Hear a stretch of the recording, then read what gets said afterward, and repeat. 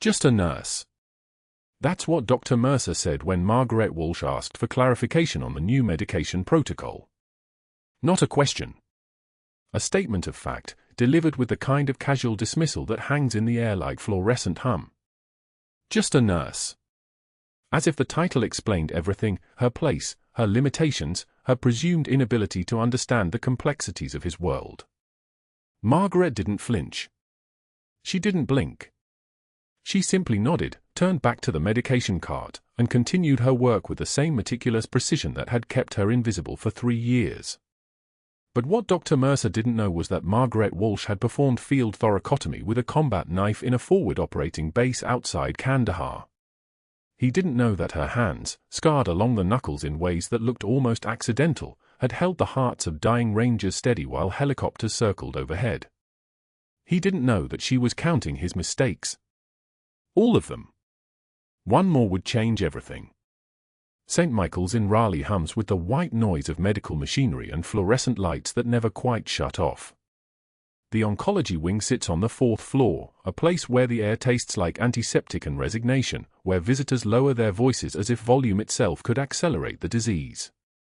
Margaret has worked these corridors for 3 years, for months, and 17 days, though she'd never tell anyone she keeps count. Her greying hair, pulled back in a practical bun that comes undone by mid-shift, makes her nearly invisible to the hospital hierarchy. She wears the same style scrubs as every other nurse, moves with neither the hurried desperation of the newly trained nor the arrogant efficiency of the celebrated. She is, in every measurable way, forgettable. This is intentional. The morning arrives like all others, her alarm at 4:08 a.m., coffee black in a travel mug that's lost its insulation, her 12-year-old daughter Emma still asleep when Margaret leaves the small house on Hillcrest Avenue.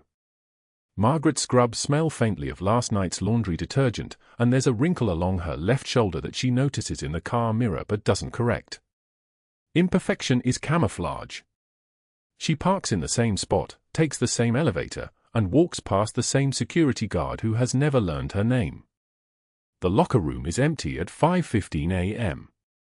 She hangs her jacket, removes a folded American flag from the inside pocket, and touches it briefly, the kind of gesture that takes 3 seconds and carries 17 years of weight. The flag came folded like a military ceremonial burial flag, delivered to her home with a handwritten note on cream-colored paper. The handwriting was precise, military, the words chosen with the care of someone who understood that some sentences can't be unsaid.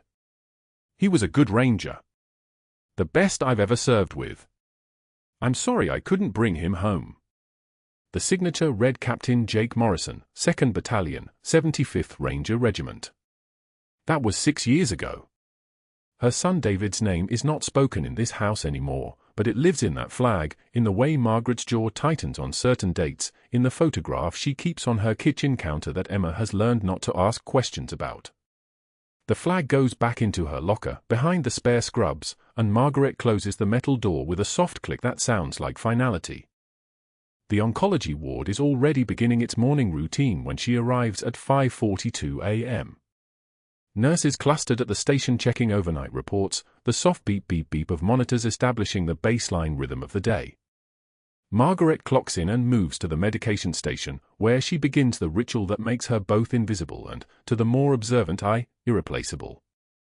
She cross-references every order against the patient files, checking dosages against body weight, verifying drug interactions with the kind of attention that most nurses reserve for their own children's prescriptions.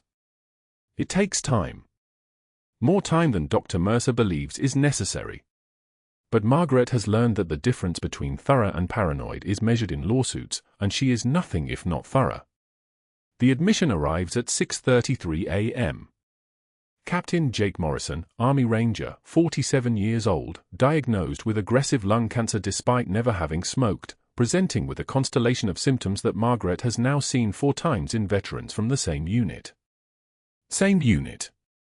Same deployment window.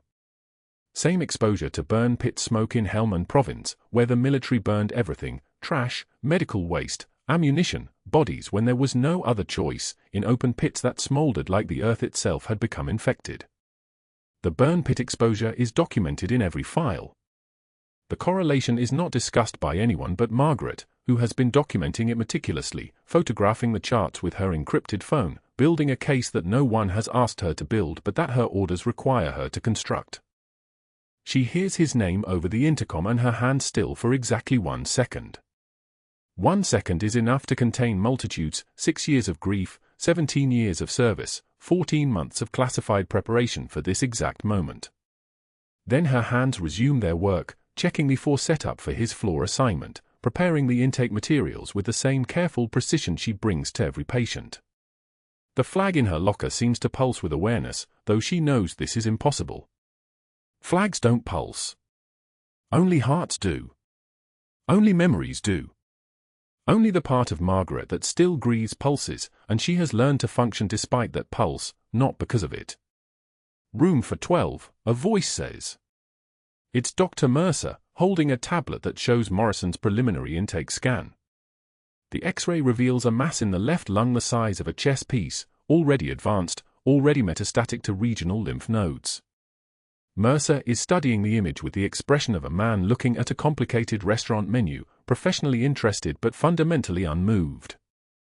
His early 40s, expensive shoes that cost more than Margaret's rent, a watch that catches light like a captured star. His power sits on him the way perfectly tailored suits sit on men who've worn them their entire lives, comfortably, unconsciously, with the assumption that it will never be removed. I'll prepare his medications, Margaret says.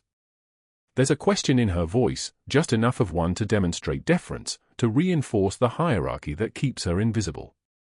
Mercer doesn't look up from the tablet. Standard oncology protocol.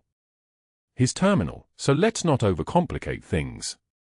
Margaret nods and turns back to the medication station, but her brain is already cataloguing this statement, this word, terminal, applied to a man she hasn't examined, hasn't spoken to, hasn't assessed. Terminal is a conclusion. Terminal requires certainty.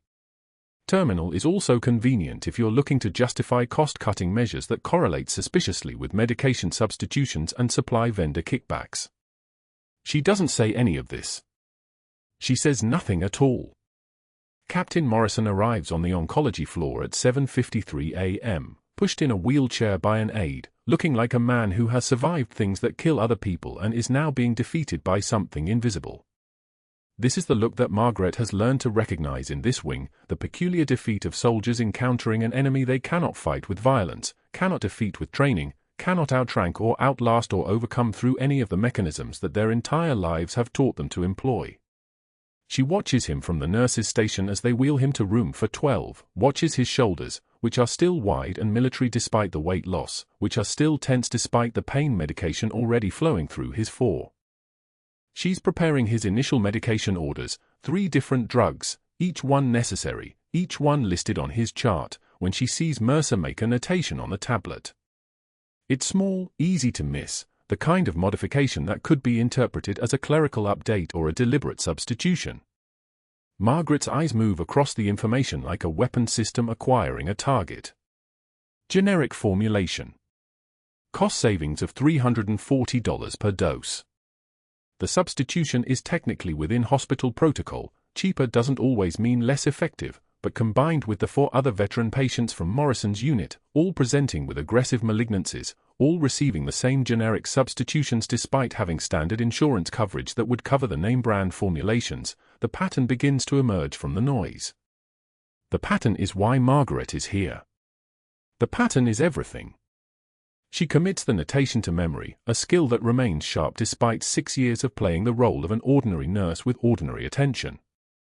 Then she gathers Morrison's morning medications in the small plastic cups, each one labeled with the time and the patient's name, and she walks toward room for 12 with the kind of purposeful neutrality that characterizes every one of her movements. Captain Morrison is sitting on the edge of the hospital bed when she enters, still in his civilian clothes, jeans and a gray Army Ranger t-shirt that has been washed soft with age. His eyes, a pale blue the color of winter sky, track her movement across the room with the attention of a man trained to observe. She sees the moment of recognition cross his face, watches his brain process the features that have rearranged themselves over 6 years but not beyond recognition. His jaw tightens. His hands curl slightly, not into fists but into readiness. "Margaret," he says. It's not a question. It's a statement of fact, delivered with the certainty of someone who has never forgotten a name or a face, or a grieving woman who brought him coffee in a base chapel 6 years ago, asking him to tell her about her son. "Captain," she says, and her voice is exactly level, exactly professional, exactly what a nurse's voice should be when addressing a patient. No recognition. No history. No wait of 6 years between them. Just captain and just a nurse, as Dr. Mercer would have it. She hands him the medication cups, watches him take each one with a soldier's obedience to medical authority, watches his throat work as he swallows. The room is quiet except for the sound of his breathing and the fluorescent lights humming their endless mechanical song. She checks his vitals, blood pressure elevated, heart rate faster than it should be, temperature slightly above normal, and documents everything with meticulous precision in the electronic chart. Every number. Every observation. Building the case that will later need to survive legal scrutiny. Building the record that will matter when the time comes. Morrison hands back the empty cups. "Thank you," he says quietly. "And then, your son." He would have liked knowing his mother was here. Margaret's hand pauses for exactly half a second as she collects the cups. Half a second is not noticeable. Half a second is professional. Half a second contains everything she cannot say, everything she will never say out loud, everything that lives in the folded flag in her locker and the photograph on her kitchen counter and the date that she has not spoken aloud since David's memorial service. "I need to check on the other patients," she says, and she turns before he can see her eyes, before the mask that she has perfected over 3 years and 4 months can slip even slightly. She walks out of room for 12 with the same efficient stride she uses for every patient, and no one watching her would see anything except a nurse doing her job. No one would see the captain in her posture as she moves. No one would see the operative cataloguing security vulnerabilities and medication protocols and the specific weaknesses in Dr. Mercer's attention to detail. No one would see any of that because Margaret Walsh has spent her entire adult life perfecting the art of being invisible. But invisibility, she has learned, is not the same as powerlessness. And the quietest person in the room is often the one holding everything together. Thursday morning arrived with the kind of precision Margaret had learned to expect from teaching hospitals: 14 residents arranged in surgical blues, 5 attending physicians clustered near the whiteboard like ravens around carrion, and Dr. Mercer orchestrating the whole display with the confidence of a man who had never once questioned his own judgment. Grand rounds moved through the oncology wing with clinical efficiency. Margaret stood against the far wall of the conference room, her hands folded, her face arranged in the expression she had perfected over 3 years, visible but invisible, present but unremarkable. Captain Morrison's case came up third on the list. Mercer pulled up the digital chart, and that's when his voice shifted into the particular cadence he reserved for public performances. "Here we have Nurse Walsh's documentation." He held his tablet aloft like a priest displaying a relic, and Margaret felt the weight of 23 pairs of eyes rotate toward her, then back toward the screen. Observe the progress notes from the past 72 hours. Every 30 minutes. Vitals logged every 30 minutes instead of the standard hourly protocol. He scrolled, his jaw tightening with theatrical indignation. "This is what I call obsessive documentation. This wastes hospital resources. This creates liability exposure." He turned to address the residents directly, his voice taking on the texture of a man dispensing wisdom. "We're not playing soldier here with military protocols, ladies and gentlemen. This hospital operates on evidence-based efficiency, not paranoia masquerading as thoroughness." The room went dead silent. One resident, a young woman with kind eyes, glanced toward Margaret, something like apology crossing her face. Margaret did not glance back. She counted 3 slow breaths. Her eyes remained flat and cold as winter stone, the kind of cold that comes from having already survived the worst and finding it disappointing. Mercer continued his rounds as though he had not just publicly dismantled her documentation methods in front of the surgical hierarchy. Margaret's involvement in the teaching moment had lasted approximately 47 seconds. The residents would remember her name now, but not because she had done anything right. That afternoon, during her 15-minute break, Margaret walked to the third-floor vending machine. The hallway outside the break room was empty except for the hum of fluorescent lights and the distant beeping of monitors 3 rooms away. She was feeding dollar bills into the slot when Mercer appeared beside her, as though he had been waiting for this exact moment. "You know what your problem is, Walsh."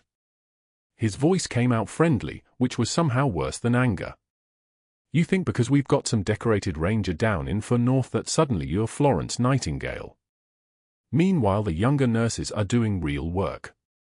Actual work. And you're writing War and Peace in the charts." Margaret did not turn around. The vending machine hummed its mechanical digestion, considering her selection.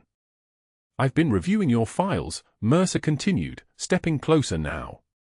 She could smell the coffee on his breath, the expensive cologne that cost more than Margaret made in 3 days. "Your documentation patterns suggest you don't trust this hospital's protocols. That you think you know better than the physicians who trained for this." He paused, letting the implication settle. "If you can't adapt to how things actually work here, the way we actually do things, I can have security escort you out today. Is that clear?" Margaret's hand came back out of the vending machine with a bag of honey-roasted peanuts. She turned to face him then, and something in her stillness made Mercer take half a step back, though he tried to hide it. When she spoke, her voice came out quiet. "Surgical. The difference between thoroughness and negligence is usually measured in lawsuits, Dr. Mercer." She paused, letting each word settle like a stone into still water. "I'm sure your malpractice carrier would find this conversation fascinating." She turned on her heel and walked away without waiting for a response. Her pace was measured, unhurried, the kind of walk that came from years of moving through combat zones where hesitation looked like fear. Behind her, she heard nothing, no comeback, no further threats. Just the hum of the vending machine and the sound of her rubber-soled shoes clicking against the tile floor, each step a period at the end of a sentence. The rest of the afternoon moved with the strange quality of moments that change everything without announcing themselves. Margaret completed her 12-to-8 shift, administering medications, updating charts, checking the cardiac monitor display above Captain Morrison's bed with the kind of attention that would have made her instructor proud and Dr. Mercer furious. Morrison was sleeping, his face drawn with the particular exhaustion that came from pain management and the slow work of chemotherapy. She adjusted his drip, the generic substitute Mercer had ordered, not the brand-name cardiac protectant that would have been more appropriate for his exposure profile, and documented the administration time precisely. At 3:15, a nurse from the administrative office appeared at the nursing station with a printed notice. Margaret knew what it was before she opened the envelope. Performance Improvement Plan. The language was bureaucratic and precise: insubordination, scope of practice violations, concerning patterns of behavior, formal documentation citing multiple instances of refusing direct orders. Mercer had built his case with the same meticulous attention he had derided in her documentation. The irony was not lost on her. She did not call her DIA handler until she was sitting in her Subaru in the parking garage, 2 levels below ground where the camera coverage had the particular blindness that came from not being updated since 2016. The phone rang twice before her handler's voice came through, clipped and professional. "The cover's compromised," Margaret said quietly. "He's building a termination case. Performance improvement plan just hit. Generic substitutions are still running through the system, and he's moving faster than I can document." There was a pause. She could hear keyboard clicks in the background, someone running the calculations. "Maintain position," came the response. "We need confirmation of the pattern before we move. Morrison is crucial, he's the 4th case. If we can prove systematic substitution across all 4 rangers from his unit, that becomes a federal matter. He's pushing me out before I can gather the evidence." "Then you adapt, Captain. You've extracted from worse. Gather what you can before termination. We'll trigger the protocols once you're clear." The line went dead. Margaret sat in the darkness of the parking garage, her hands at 10 and 2 on the steering wheel, and allowed herself exactly 90 seconds of nothing. No breathing exercises. No visualization of escape routes. Just the sound of her own heartbeat and the distant drip of water from a broken sprinkler valve somewhere in the concrete structure around her. When she started the car, she was thinking about the folded flag in her apartment's closet, the one Captain Morrison had sent her 6 months ago with a handwritten note of condolence for her son David's fallen teammate. The note had said only this: he died the way he lived. With honor. She had never told Morrison that David was her son. She had never told anyone at St. Michael's that she had lost anyone at all. That evening, as she was leaving the hospital through the emergency entrance, Morrison called out from his window on the 4th floor. She could not see him, but his voice carried across the parking lot with the particular clarity of a man trained in field communications. "Walsh," he called. "Come back tomorrow." She looked up at the darkened window, at the shape of him barely visible against the fluorescent glow behind him. "Captain," she called back, her voice carrying the rank like a prayer. "Always." She drove home in the darkness, the rain beginning as she crossed the county line into her neighborhood. It hammered against the windshield like applause, and somewhere beneath it all, Margaret Walsh understood that everything she had built, the careful anonymity, the perfect documentation, the invisible presence that had protected her for 3 years, was about to collapse. But that wasn't the worst part. The worst part was knowing that Dr. Mercer had no idea what he was actually destroying. The medication discrepancies appeared first in the inventory logs Margaret had no business checking. That was the point. A nurse working oncology didn't conduct supply audits that belonged to pharmacy, to administration, to the institutional machinery that Dr. Mercer controlled like a conductor moving his baton through an orchestra. But Margaret had learned long ago that the people who weren't supposed to notice things often noticed everything, because nobody was watching them. She'd spent 3 years in Helmand Province perfecting the art of being invisible while seeing everything. Raleigh wasn't so different. The first inconsistency showed up on a Tuesday morning in the computer system Captain Morrison's chart. The order logged by the hospital pharmacy read metoprolol XL 190 mg, extended-release formulation, Lepressa brand, which cost the hospital approximately $47 per capsule. But the medication administration record, signed by Dr. Mercer himself, documented metoprolol XL 190 mg administered, without specifying that the actual drug dispensed from the medication cart was the generic equivalent, a $3 tablet from a subsidiary vendor no one had heard of. The difference between the two formulations wasn't just cost. Extended-release Lepressa had a pharmaceutical lattice that absorbed consistently into the bloodstream over 24 hours. The generic substitution had different binding agents, inconsistent absorption rates, and in cardiac patients with a history of heat exposure, exactly Morrison's profile from his deployment to Helmand could trigger arrhythmias. Margaret photocopied the page at the administrative station on the 3rd floor when the desk was staffed by a float clerk from obstetrics who wouldn't know an oncology protocol from a surgical schedule. The copy went into an envelope addressed to no one, sealed and placed in the inside pocket of her scrub jacket, pressed against her sternum where her heart beat its steady rhythm beneath layers of cotton and duplicity. She did the same thing 3 more times that week, each document a piece of a pattern that wouldn't become visible until someone was looking for it with the proper clearance and the proper fear. Someone like her. The cost differences were easier to trace once she knew to look. Margaret accessed the hospital's accounts payable system using legitimate credentials. A nurse could view vendor invoices related to medication administration, nothing unusual, nothing that would trigger an audit flag. But when she cross-referenced the ordered amount versus the invoiced amount, the discrepancy was there in the margins like blood on a glove. $47 per capsule for brand name Lepressa multiplied across 180 dosages per month equaled $8,460 in pharmaceutical costs. The actual dispensed generic equivalent, at $3 per tablet, equaled $540. The difference, $7,920 per month, or $95,040 per year, moved through accounts connected to Dr. Mercer and a medical supply company registered to an address in Research Triangle Park, a company called Pinnacle Therapeutic Solutions that appeared nowhere in the hospital's approved vendor list but somehow maintained an active contract with the pharmacy director's office. She documented it all. Not in hospital systems, not anywhere that left a digital footprint, but in a leather notebook she kept at home in a safe deposit box at a bank branch in Wake Forest, 100 miles from her classified defense intelligence clearance and 1,000 miles from the Pentagon office that was technically her employer. Every substitution. Every cost discrepancy. Every patient chart that showed ordered brand-name medication and received generic alternative. She was 3 patients in when she realized the pattern wasn't random. All 3 were veterans. All 3 were receiving aggressive cancer treatment.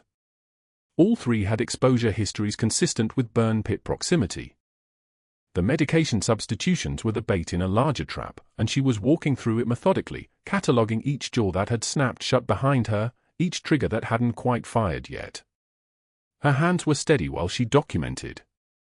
Her voice was level when she called pharmacy to verify a medication order. The tremor, if anyone had been close enough to see it, was only in her jaw, and only when she was alone in her car during lunch, gripping the steering wheel hard enough to make her knuckles go white. Dr. Mercer, meanwhile, was playing his own game with the precision of a man who'd been executing this strategy successfully for longer than Margaret had been at St. Michael's. On Friday morning, a performance improvement notice appeared in Margaret's employee file documenting inappropriate familiarity with patients, specifically Captain Morrison, behavior suggestive of preferential treatment and emotional over-involvement. The document was dated 2 days earlier but placed in her mailbox by HR with no explanation, no opportunity for response, no chance to contest the vague accusation that now lived in her permanent record. By Monday, a second incident report had been filed, this one citing refusal to prioritize workflow efficiency and failure to adapt to institutional protocols, with 3 specific examples of medication administration that Dr. Mercer claimed had been unnecessarily delayed by Margaret's obsessive cross-checking procedures. The third report arrived Wednesday morning, and it was the one that told Margaret that Mercer had stopped playing theater. This document alleged creating an unnecessary documentation burden and suggesting systemic distrust of medical staff, and it included copies of Morrison's charts with Margaret's handwritten notes highlighted in yellow, each notation marked as excessive and insubordinate. The HR manager, a woman named Patricia who'd been at St. Michael's for 17 years and owed her position to remaining invisible in the middle, delivered the news with the discomfort of someone who knew the script she was reading had been written by someone else entirely. "These are concerning," Patricia said, sliding the documents across her desk with her fingers on the corners, as if the papers might transmit something contagious. Dr. Mercer has filed for separate incident reports in the past 10 days. That's a serious acceleration. Margaret didn't move. She didn't touch the documents. The office smelled like stale coffee and the plastic of the water cooler in the corner, the same water cooler where Dr. Mercer had smiled at her last Tuesday and asked if she was enjoying her time at the hospital, his voice smooth as silk pulled across a knife blade. "I'd like to respond," Margaret said. "In writing." Patricia looked uncomfortable. "That's your right, of course. But I should tell you that Dr. Mercer has been very thorough in his documentation. And the chief of medicine has reviewed these reports." She hesitated, uncomfortable with what came next. He found them persuasive. The words landed quietly, but they landed. The chief of medicine, Dr. Richard Thornton, who Margaret had planned to escalate to regarding the medication substitutions, had already been poisoned against her by Mercer's careful, methodical assault. She could see it now, the strategy unfolding backward through time. The vending machine confrontation had never been a burst of Dr. Mercer's temper. It had been the beginning of a documented campaign, the first entry in a file that would grow methodically until it reached the weight necessary to crush a problem that had become inconvenient. Mercer had also made a move that took Margaret's breath away, though her face didn't show it. He'd instituted a new protocol for Captain Morrison's care. All medication decisions, all treatment discussions, all chart reviews would now flow directly through Dr. Mercer's office. Margaret's nursing assessments would be documented, filed, and ignored. She'd become a data entry clerk in her own patient's treatment, pushing medication she no longer had authority to question, watching medical decisions happen behind a wall she couldn't breach without destroying her cover. Friday afternoon, Margaret pulled the afternoon shift and found Dr. Mercer in the medication dispensing room, reviewing the automated cart system with the pharmacy technician. He saw her reflected in the glass door of the refrigerated unit where specialty medications were stored, the place where the real drugs lived, before they became the fake ones that got dispensed. "Nurse Walsh," he said, not turning around. "Perfect timing. I wanted to speak with you about Captain Morrison's cardiac medication regimen." He turned then, and his smile was the smile of a man who'd already won. "I've made the decision to switch him to the generic metoprolol formulation. Cost-effectiveness, you understand. The hospital has been tremendously generous with our budget constraints." Margaret's hand stayed at her sides. Her breathing didn't change. The combat medic part of her, the part that had patched up Rangers under fire with nothing but nerve and knowledge and the terrible clarity that people died in seconds if you hesitated, recognized the trap immediately. Mercer was handing her the opportunity to object. He was hoping she would. He had the documentation ready.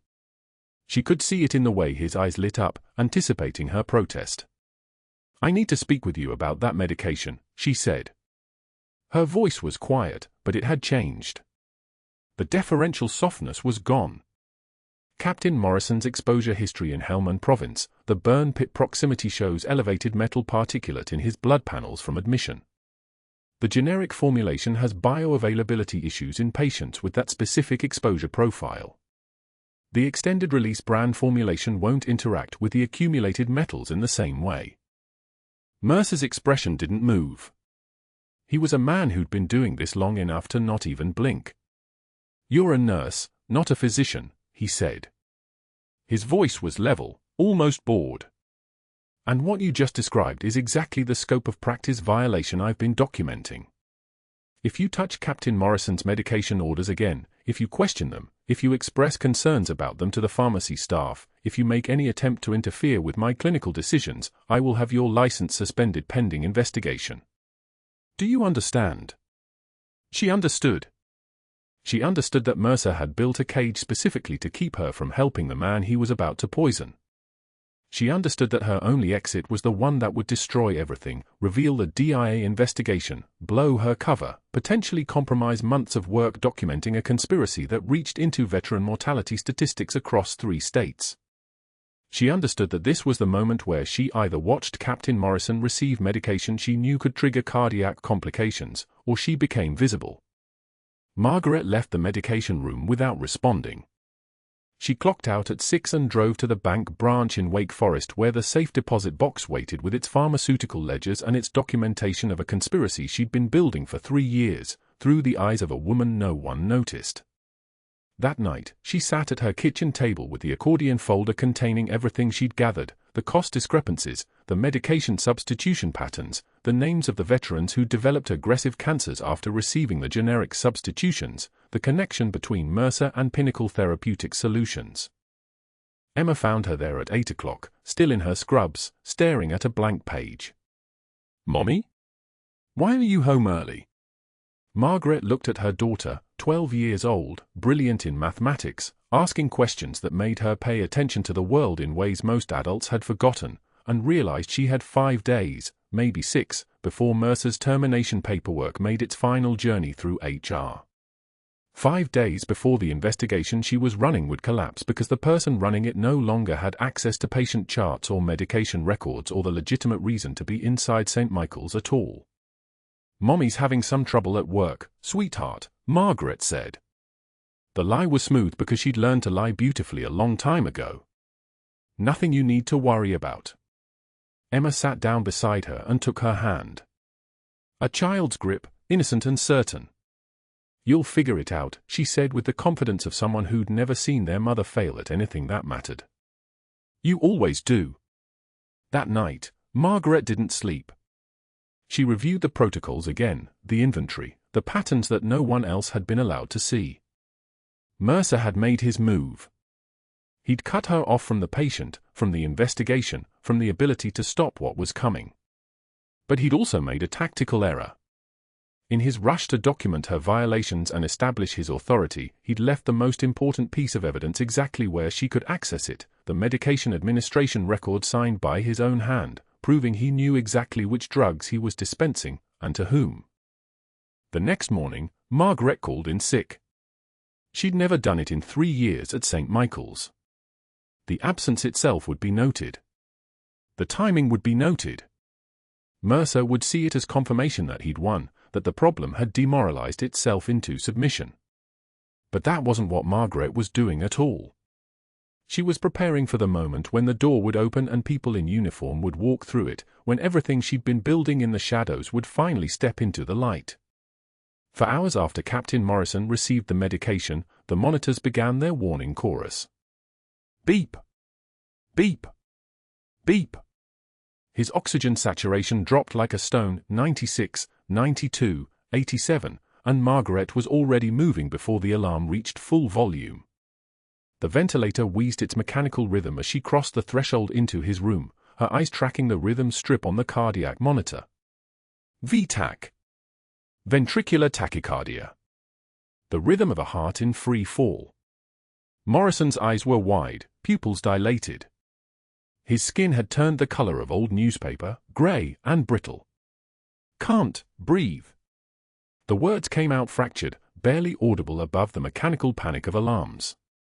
His fingers clawed at the sheets. His neck veins were distended, bulging like rope beneath his skin, and his chest wall showed something Margaret had seen only once before, a pericardial bulge, a swelling over the heart that meant fluid was crushing it from the outside, suffocating the organ that kept him alive. Cardiac tamponade. Mercer's substituted medication had interacted with the chemotherapy agents already in Morrison's system, creating a cascade that destroyed cardiac cells faster than his body could manage. Fluid accumulated. Pressure built. The heart was drowning inside its own sac. The code team was 3 minutes away. Margaret had 40 seconds. She didn't call for help.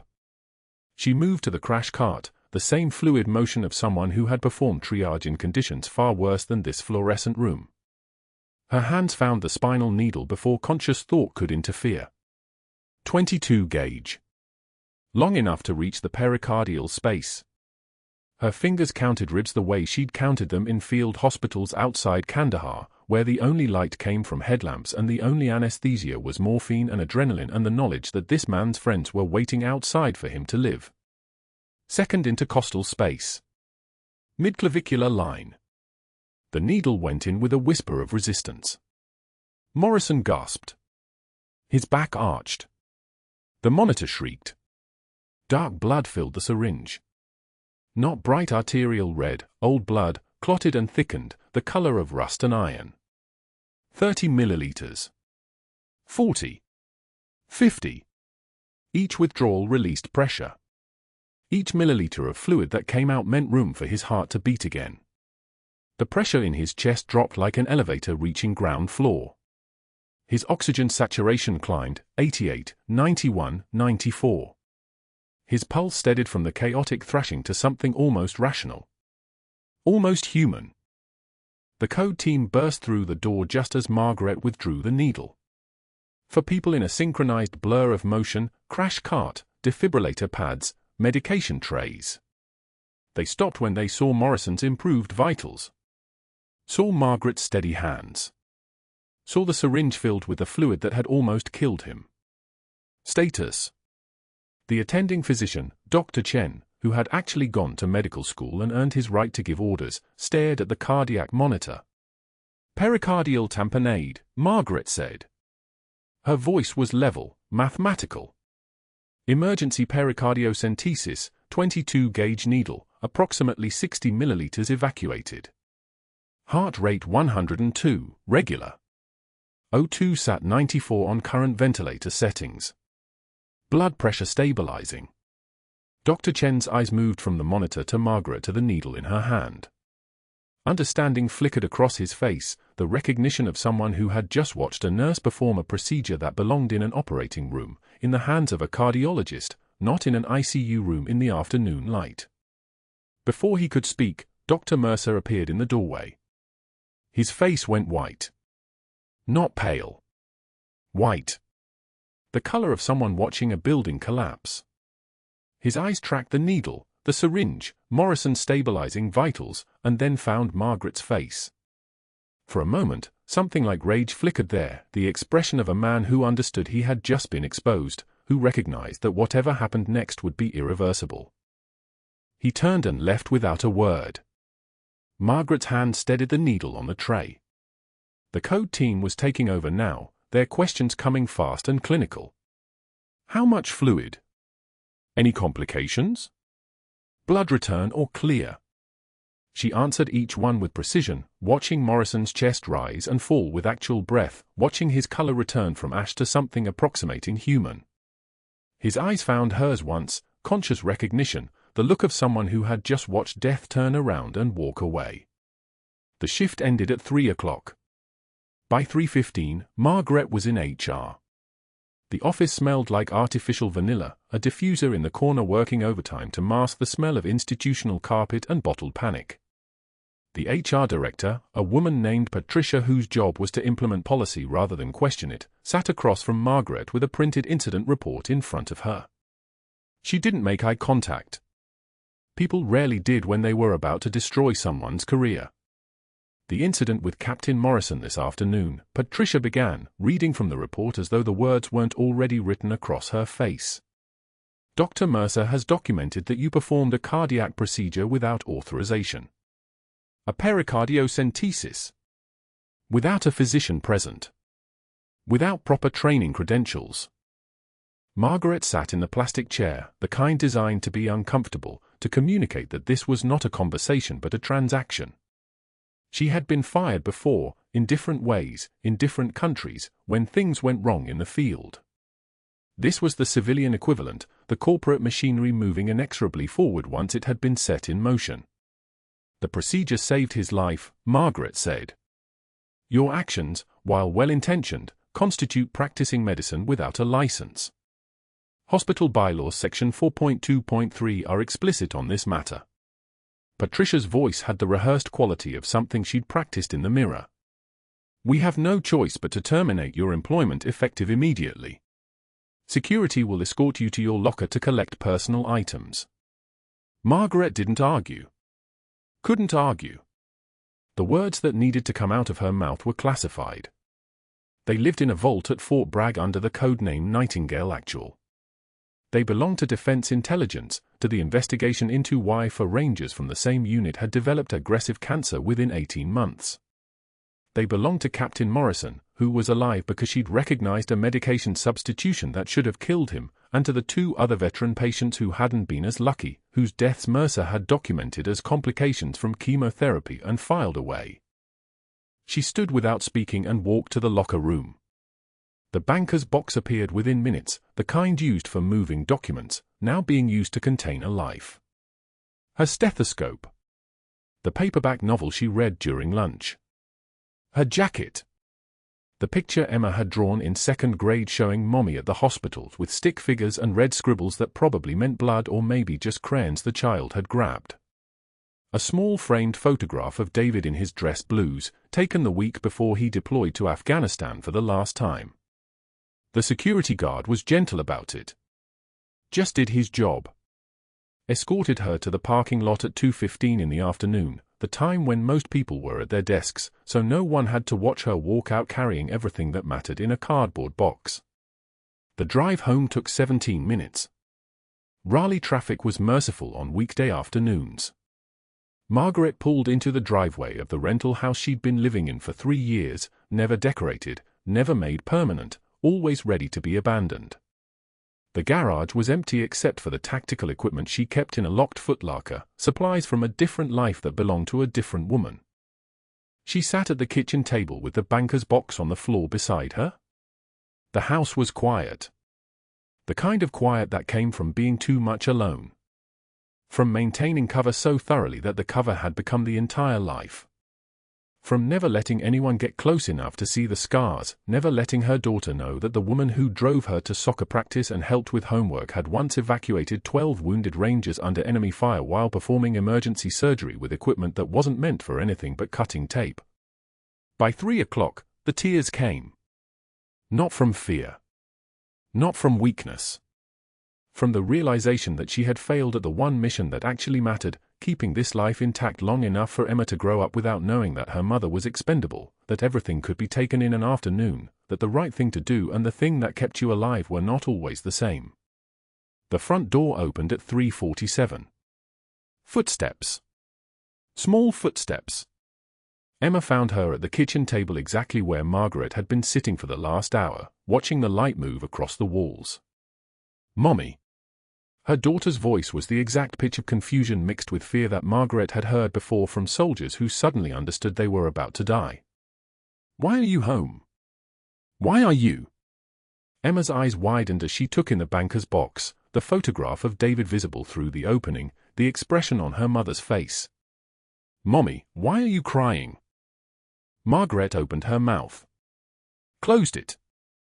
The lie was ready, something about feeling sick, about needing a day, about nothing being wrong. The cover could shift.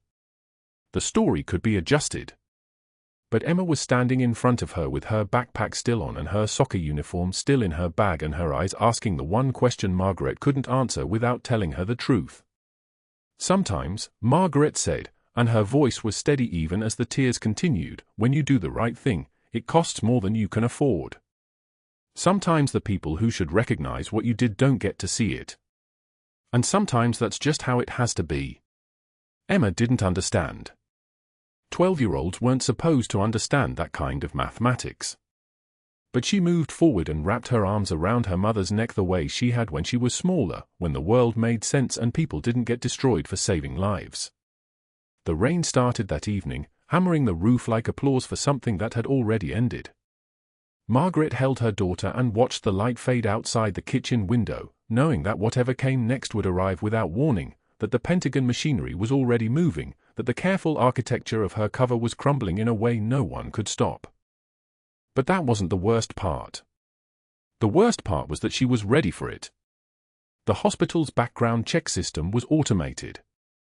Algorithms don't care about protocol violations or politics.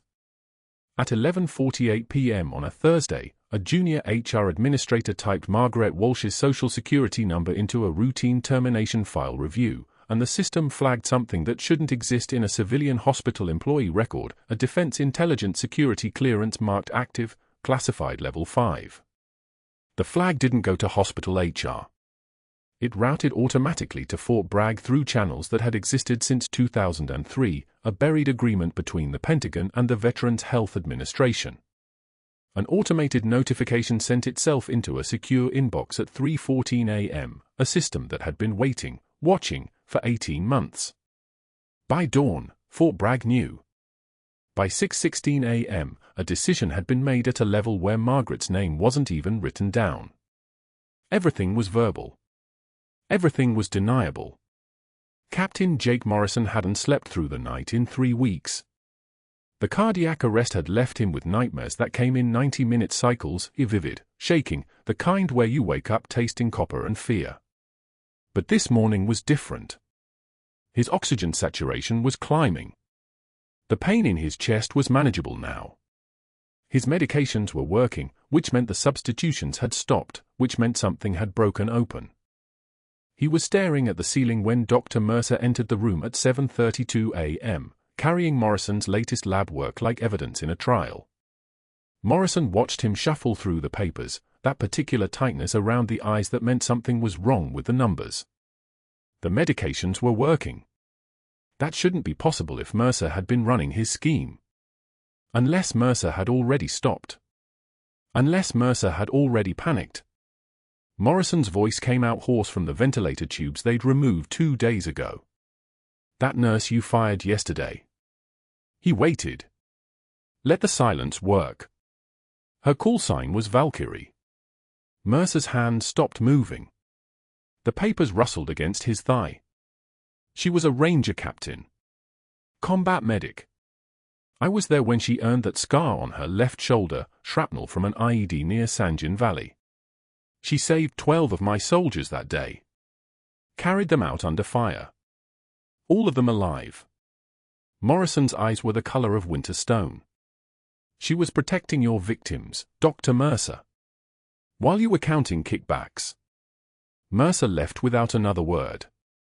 The first vehicle arrived at St. Michael's main entrance at 9:15 a.m. A Marine colonel in dress uniform, medals stacked across his chest like a battlefield's honor roll. He carried a sealed folder and moved with the kind of precision that cleared corridors. Hospital staff watched him move toward the oncology wing, and no one asked questions. Some instincts don't require explanation. He found Margaret in the break room, sitting with a cup of coffee she hadn't touched. The moment she saw him, she stood. Not out of fear. Out of recognition. Captain Walsh. His voice was a compass needle finding north. I'm Colonel Daniel Halloway, 3rd Battalion, 5th Marines. I'm here to read you a citation. He didn't wait for permission. He opened the folder and the words came out like they'd been carved into the walls of Arlington Cemetery, for extraordinary valor under fire, for the evacuation of 12 wounded Rangers under sustained hostile fire in Helmand Province, for refusing to abandon personnel despite life-threatening conditions, for maintaining composure and medical protocols in active combat zones. The United States Army is hereby presenting Captain Margaret Elizabeth Walsh the Silver Star for valor. Margaret's coffee cup sat abandoned on the table. Her hands didn't move. But her breath changed. Something shifted behind her eyes, or not emotion, not yet. Recognition. The weight of a truth finally allowed to breathe. I got 2 calls this morning from 2 2-star generals. Halloway's voice stayed level.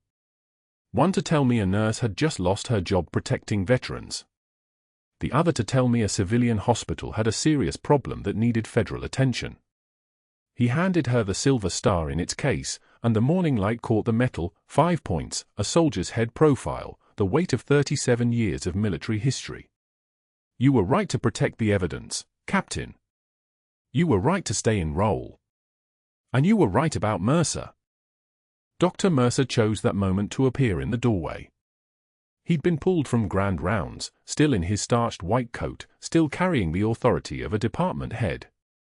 He saw the Silver Star in Margaret's hands and something in his face cracked, not from understanding, but from the terror of losing. Now wait. His voice came out thin. There are protocols here. Procedural requirements. The hospital has bylaws about. Step back. Margaret's voice dropped an octave. 2 words. It wasn't a request. Mercer stepped back. The second vehicle pulled up to the emergency entrance at 9:34 a.m. A 2-star general in dress uniform, honors cascading across her chest like a second identity. She moved through the hospital corridors with the kind of presence that made the air pressure change. Security didn't stop her. The hospital administrator didn't question her. 2 stars open doors that have no locks. General Patricia Summers entered the break room and rendered a crisp salute, not to Margaret, but to the Silver Star in her hands. To the decorations that had finally been allowed to exist. Captain Walsh, I'm General Patricia Summers, Defense Intelligence Operations. You've been operating under classified orders, codename Nightingale Actual, for the past 18 months. Her voice had the quality of a command that had never been questioned. Your investigation into veteran targeting medication substitutions is now admissible in both military and civilian court. The evidence you gathered is being transferred to federal prosecutors as we speak. A Pentagon JAG officer stepped forward, briefcase in hand, bearing the kind of legal weight that moves mountains. He opened papers that had already been signed by judges and generals, documents that existed in 3 classified systems simultaneously. Dr. Richard Mercer's actions during the period of Captain Walsh's deployment resulted in the deaths of 2 Army Rangers whose names you will read in the next 3 hours. Specialist Marcus Valdez. Staff Sergeant Thomas Chen. Both died from complications directly traceable to contraindicated medication substitutions. Both deaths were classified as expected oncology outcomes. Both were murders. The words hung in the fluorescent-lit break room like a verdict already delivered. The substitution scheme generated $847,000 in fraudulent billing over 18 months. Mercer's brother-in-law is currently being arrested at his home in Chapel Hill. The medical supply company is under federal seizure. All pharmacy records are being copied as we speak. Mercer opened his mouth. Closed it. The authority he'd been building for 2 decades collapsed into something small and grey and desperate. You can't, I have rights. You forfeited those when you killed 2 soldiers, General Summers said, and her voice sounded like the end of something. Federal agents arrived at St. Michael's within 2 hours.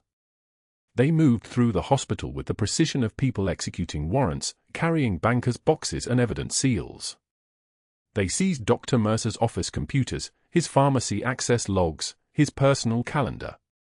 They photographed every inch of his space. They found the kickback agreements in his desk drawer, already dated and signed. They found the medication substitution logs he'd kept, detailed, precise, completely damning. They found photographs of Mercer and his brother-in-law at a resort in Cancun, dates matching peak billing months. The North Carolina Medical Board suspended his license by noon. By 4 p.m., state prosecutors were drafting charges. By 6 p.m., federal prosecutors had entered the file.